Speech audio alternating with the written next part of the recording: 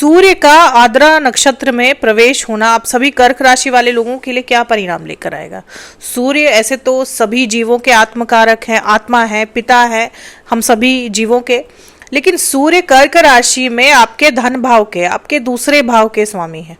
दूसरा भाव आपके धन, कुटुंब और वाणी का होता है, यानी आपके खानदान परिवार का होता है, आपकी वाणी का होता है और आपके रुपए पैसे का, जमा पूंजी का भाव होता है दूसरा भाव। और दूसरे भाव के स्वामी आपके 12वें भाव में मिथुन राशि में चले गए हैं और आद्रा नक्षत्र में प्रवेश कर चुके हैं। आद्रा नक्षत्र राहु का नक्षत्र है दोस्तों। यहाँ पर जब सूर्य जाते हैं तो बारिश होती है, बरसात होती है, लेकिन आपके 12वें भाव में चले गए हैं सूर्य।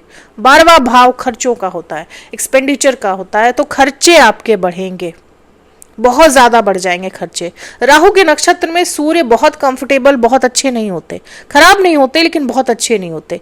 लेकिन क्योंकि 12वां भाव है, राहु का नक्षत्र है, तो खर्चे बढ़ेंगे। किस तरह के खर्चे बढ़ेंगे? अस्पताल से जुड़े खर्चे बढ़ सकते हैं।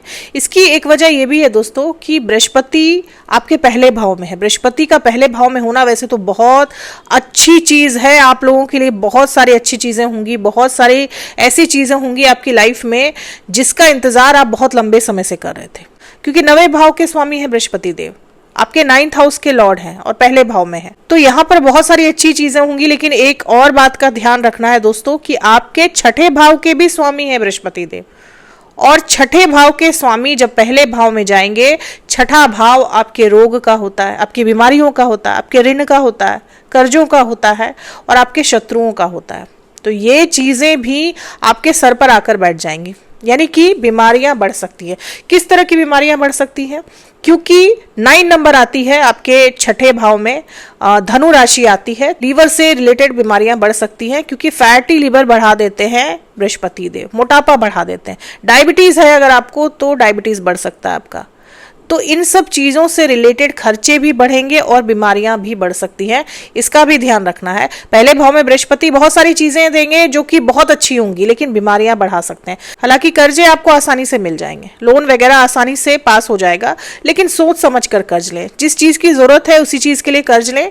फालतू के कर्जों से भी आपको बचना है। इसके अलावा शत्रुओं से भी बचना है। शत्रु, एनिमीज आपके बढ़ सकते हैं आपकी प्रोस्पेरिटी को देखकर, क्योंकि 9वें भाव के स्वामी पहले भाव में है, तो प्रोस्पेरिटी तो आएगी, सफलता मिलेगी आपको, सक्सेस मिलेगी आपको।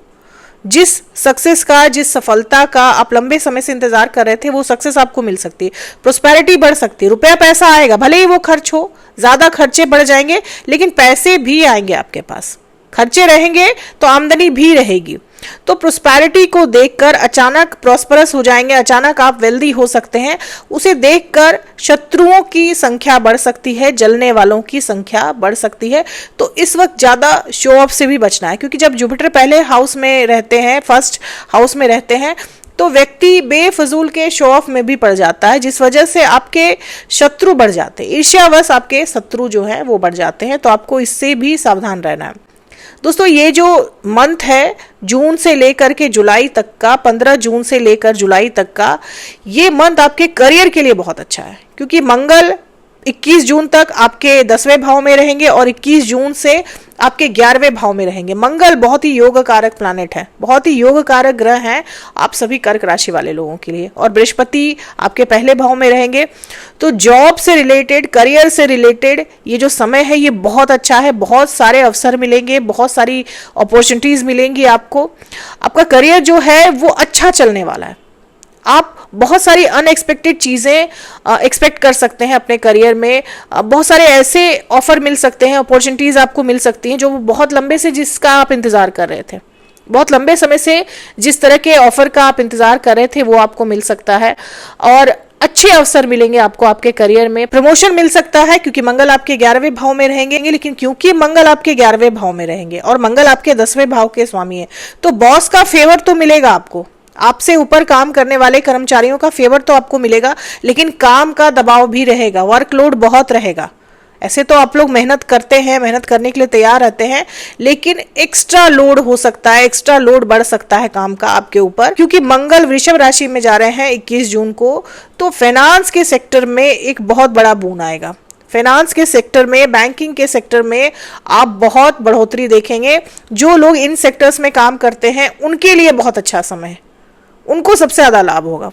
और जो लोग इन्वेस्टमेंट करते हैं, शेयर मार्केट से जुड़े हुए हैं, उनके लिए भी 21 जून के बाद का समय बहुत अच्छा समय है। आप लोगों के लिए बहुत ही बढ़िया समय है, क्योंकि मंगल जा रहे हैं, आपके 10वें भाव के स्वामी जा रहे हैं आपके 11th हाउस में, और वो भी वृषभ राशि में। वृषभ राशि यानी फाइनेंस, यानी बैंकिंग, तो इन चीजों में बढ़ोतरी आप जरूर देखेंगे। दोस्तों, बृहस्पति की दृष्टि शनि पर रहेगी। शनि आपके 9वें भाव में बैठे हुए हैं, आपके 9th हाउस में बैठे हुए। 9वां भाव जो होता है वो पिता का होता है, धर्म का होता है, भाग्य का होता है। और शनि जहां बैठते हैं वहां पर आपको सर्विस देनी होती है, वहां पर आपको सेवा करनी होती है। आपको बिना कुछ एक्सपेक्ट किए, बिना बदले में कुछ चाहे आपको सेवा करनी होती है। तब भी ये जुपिटर का एस्पेक्ट जो है आपके 9th हाउस में और शनि जहां बैठे हुए हैं आपको अच्छे फल और ज्यादा अच्छे फल दे पाएंगे। अब 9वें भाव में शनि है तो पिता से मतभेद रह सकते हैं, पिता से मनभेद रह सकते हैं, लेकिन आपको कोशिश ये करनी है कि अपने पिता की सेवा करें। बदले में भले ही आपको कुछ ना मिले, लेकिन इस वक्त आप अपने पिता की जितनी सेवा करेंगे, अपने गुरुओं की, अपने टीचर्स की जितनी सेवा करेंगे, उनके लिए कुछ करेंगे, ये शनि भी अच्छे परिणाम देंगे आपको और गुरु भी अच्छे परिणाम देंगे। क्योंकि शनि 9वें भाव में बैठे, हालांकि बृहस्पति की दृष्टि रहेगी, लेकिन फिर भी शनि यहाँ पर हैं और अभी यहीं रहेंगे। तो आपको 9वें भाव को एक्टिवेट करने के लिए वहां पर सेवा देनी ही पड़ेगी। आप किसी धर्म स्थल में भी जाकर सेवा कर सकते हैं। ऐसा करने से शनि की नेगेटिविटी खत्म होगी, क्योंकि शनि मारक ग्रह है। आपकी कुंडली में कर्क राशि वाले लोगों के लिए शनि एक मारक ग्रह है, और शनि आपके 9वें भाव में बैठे हुए हैं। तो 9वें भाव का पूर्ण फल पाने के लिए आपको 9th हाउस को एक्टिवेट करना पड़ेगा, जो कि आप वहां पर सेवा करके ही कर सकते हैं। दोस्तों, राहु आपके 8th हाउस में है, तो ससुराल वालों से इस वक्त आपको कोई फेवर मिल सकता है जो कि आपको नहीं लेना है। ससुराल वालों से किसी भी तरह का कोई गिफ्ट आपको इस वक्त नहीं लेना चाहिए। खासकर किसी भी तरह का बिजली का उपकरण आपको नहीं लेना चाहिए, आपके लिए वो नुकसानदायक हो सकता है। 8th हाउस में 8वें भाव में जब राहु हो तो ससुराल वालों से गिफ्ट नहीं लेना चाहिए। बिजली का कोई उपकरण या लोहे का कोई उपकरण आपको नहीं लेना चाहिए, ये आपके लिए और ज्यादा नुकसानदायक हो सकता है, आपके लाइफ में डिस्टर्बेंस ला सकता है। क्योंकि गुरु और शुक्र दोनों ही आपके पहले भाव में हैं, तो शादी विवाह के लिए बहुत अच्छा समय है। ऐसे लोग जो शादी के योग्य हैं, सिंगल हैं, शादी करना चाहते हैं, या फिर डिवोर्सी हैं और चाह रहे थे कि उनकी सेकंड मैरिज हो जाए, उनके लिए बहुत अच्छा समय है।